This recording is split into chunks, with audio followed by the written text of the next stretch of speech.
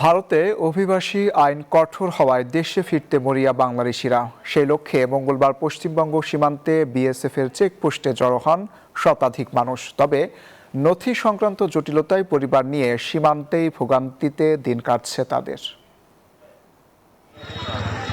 কেউ মাদুরে, আবার কেউ মাটিতে বসে অপেক্ষায়। সবার চোখেই ক্লান্তি আর অনিশ্চয়তার ছাপ।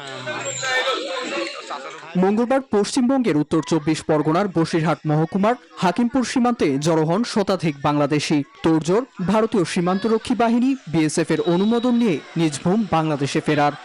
ফিরে যাচ্ছে ওই যে সরকার আর কি, দেশের মানুষ দেশে চলে যাও। নথি যাচাই বাছাই সংক্রান্ত জটিলতায় সীমান্তের চেকপোস্টে বাড়ছে ভোগান্তি। কোলের শিশু ও পরিবারের নারী সদস্যদের নিয়ে বিপাকে ছিন্নমূল মানুষ। সরকার যখন ঘোষণা দিচ্ছে ওই জন্য এসছে এখানে, এখন রিটার্ন যাচ্ছে লোকজন। সম্প্রতি পশ্চিমবঙ্গে ক্ষমতায় বসেই অভিবাসী আইন কঠোর করে বিজেপি সরকার। অনুপ্রবেশকারীদের আইন শৃঙ্খলা রক্ষাকারী বাহিনীর সহায়তায় সরাসরি